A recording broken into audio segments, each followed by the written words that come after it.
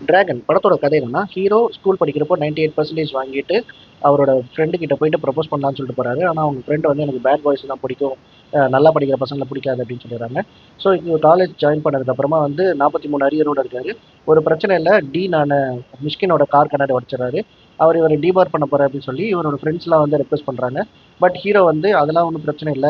48 அரியரோட என்னால இருக்க முடியும். இந்த செமஸ்டர் 5 அரியர்ஸோட சேர்த்து 48 அரியரோட நான் போறேன் அப்படின்னு சொல்லிட்டு போயிடுறாரு காலேஜ் விட்டு.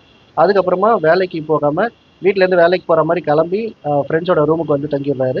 அங்க வந்து மத்த ஃப்ரெண்ட்ஸ்லாம் வேலைக்கு போனதுக்கப்புறமா பிக் பாஸ் பார்த்துட்டு ரீல்ஸ் எடுத்துட்டு சுத்திட்டு இருக்காரு.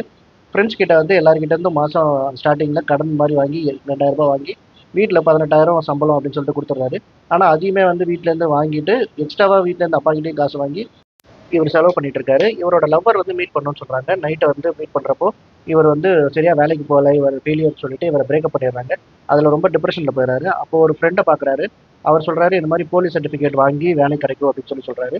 அதுக்காக ஒரு ரூ. 10,00,000 செலவாகும்னு சொல்லிட்டு அப்பா கிட்ட போய் கேட்டு, அப்பா அவரோட நிலத்த வித்து இவருக்கு ரூ. 10,00,000 குடுக்குறாங்க. ஸோ அந்த காச வச்சு ஒரு போலி சர்டிஃபிகேட் டிகிரி முடிச்ச மாரி வாங்கி, அத வச்சு வேலையும் வந்துட்டு மாத்தி வாங்கிடுறாரு. ஸோ இந்த வேலைக்கு போனதுக்கப்புறமா ஒழுங்கா வேலைக்கு போயிட்டு ஒரு நல்ல ரூ. 3,00,000 சம்பளம் மாசத்துக்கு ரூ. 3,00,000 சம்பளம் வாங்குற மாரி ஒரு நல்ல வேலைக்கு போயிறாரு. அதுக்கப்புறமா ஒரு பொண்ண பார்க்குறாங்க. வீட்ல வந்து பார்த்து பெரிய இடத்துல கல்யாணம் பண்ணலாம்னு சொல்லிட்டு ஃபிக்ஸ் பண்றாங்க. இந்த நேரத்துல வந்து டீனான மிஷ்கின வந்து மீட் பண்றாரு. அவர் வந்து இவரோட ஆஃபீஸ்ல கூப்ட்டு, இந்த மாரி நீ ஃபோர்ஜரி பண்ணி தான் வந்து சர்டிஃபிகேட் வாங்குன. ஸோ இத வந்து உன் பாஸ் கிட்ட சொல்லட்டுமா? உன் மாமனார் கிட்ட சொல்லட்டுமான்னு சொல்லிட்டு பயமுறுத்துறாரு.